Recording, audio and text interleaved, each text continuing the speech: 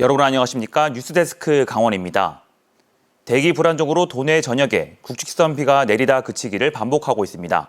오늘날 영서 내륙과 강원 중북부 지역에 최대 40mm의 비가 내린 가운데 도내 곳곳이 국지성 호우 영향권에 들어가 내일까지 20에서 100mm의 비가 내릴 것으로 기상청이 예보했습니다. 이번 비로 정선군 봉양리 군도 3호선, 피암터널 경사면에서 산사태가 발생해 차량 통행이 제한되고 있으며 도내 전역에서 도로변 나무가 쓰러졌다는 신고가 10여 건 접수됐습니다. 강한 비로 계곡과 하천에 물이 불어날 수 있어 야영객과 피서객들의 주의가 필요하며 기상청은 천둥 번개로 인한 안전사고도 대비할 것을 당부했습니다.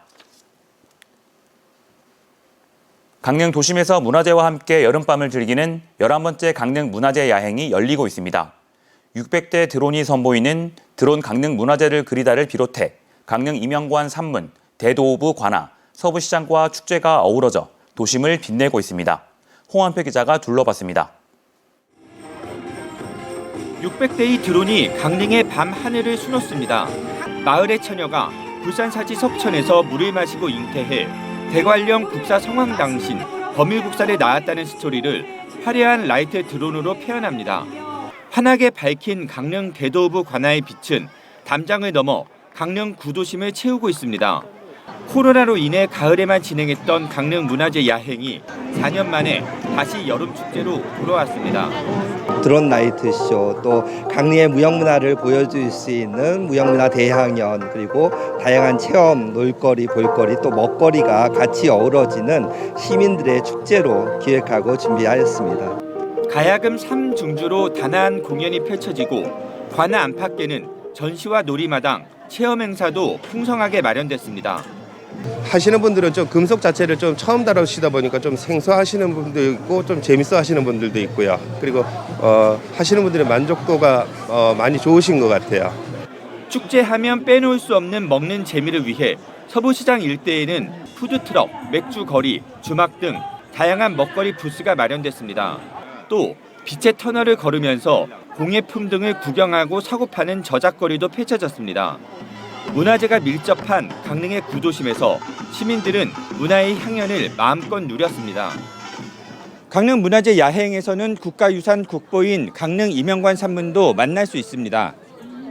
보고 즐기고 먹고 마시다 보면 밤이 짧게만 느껴질 것 같은 올해 강릉 문화재 야행은 코로나19 이전 모습을 완전히 회복했고 시민과 관광객이 몰려들며 말 그대로 구름 관중으로 채워졌습니다.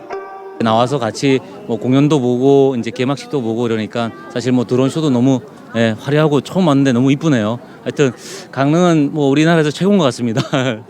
올해 강릉 문화재 야행은 해설사가 강릉의 도심을 구석구석 소개하는 역사 투어와 외국어 서비스 투어도 마련됐습니다. MBC 뉴스 홍한표입니다. 춘천역을 중심으로 한 역세권 개발 사업. 강원도와 춘천시가 개발 계획을 발표한 지 1년이 다 돼가는데 아직 갈 길이 멉니다. 일단 예비 타당성 조사를 통과해야 하고 막대한 재원 마련과 사유지 보상 문제도 해결해야 합니다. 허주희 기자입니다. 강원도와 춘천시, 국가철도공단이 춘천 역세권 개발 계획을 발표한 건 지난해 8월입니다. 예정 부지는 춘천역과 공공하수처리장 일대 50만 제곱미터입니다. 역세권 개발법에 따른 전국 1호 사업입니다. 멋진 공공개발의 선례가 되도록 저희 강원도에서도 모든 힘을 다 보태겠습니다. 춘천시는 그동안 캠프페이지로 인해 개발에서 소외됐던 근화동을 새로운 시가지로 조성하겠다는 의지를 밝혔습니다. 아파트와 오피스텔, 호텔을 비롯해 R&D 산업단지와 시립미술관까지 조성하는 대규모 개발을 구상하고 있습니다.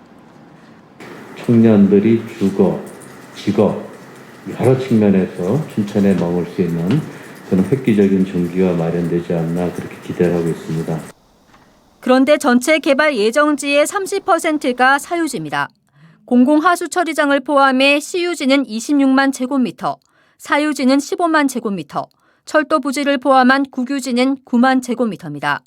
이 가운데 사유지의 소유자가 최소 370명에 이르면서 보상 문제가 만만치 않을 것으로 예상됩니다. 또 공공하수처리장 이전 문제도 해결해야 합니다. 춘천시는 하수처리장을 2027년까지 근하동에서 칠전동으로 이전하겠다는데 주민 반발과 이견이 계속되고 있기 때문입니다. 무엇보다 사업 추진을 판가름하는 건 예비 타당성 조사 결과입니다. 춘천 역세권 개발 예상 사업비는 5,121억 원. 내년 상반기에 나올 예타 결과에 따라 국가 재정 투입 여부가 결정됩니다. 국비를 최대한 확보해보고 그렇지 않으면 재정 사업으로 하거나 또는 이런저런 사업 방식은 타당성 조사에서 결정될 예정입니다. 국가철도공단은 오는 9월 예비 타당성 조사를 신청하겠다고 밝혀 당장은 밑그림을 잘 구상해 경제성을 높이는 게 최대 관건입니다. MBC 뉴스 허수입니다. 리그 11위로 강등권에 머물고 있는 강원FC가 전력 강화를 위해 여름 이적 시장에서 외국인 선수를 잇따라 영입했습니다. 몬테네그로 국적의 중앙 수비수 투치를 시작으로 브라질 국적 공격수 야고와 가브리엘에 이어 웰링턴이 합류합니다. 강원은 기존 갈레고와 알리바에프까지 외국인 선수 쿼터 6명을 모두 채웠습니다. 국내 선수 중에서는 울산 현대에서 뛰던 공격수 윤일록을 임대에 영입해 공격진을 강화하고 있습니다. 원주에서 신중년 생활안전 기동단이 시범 운영에 들어갑니다.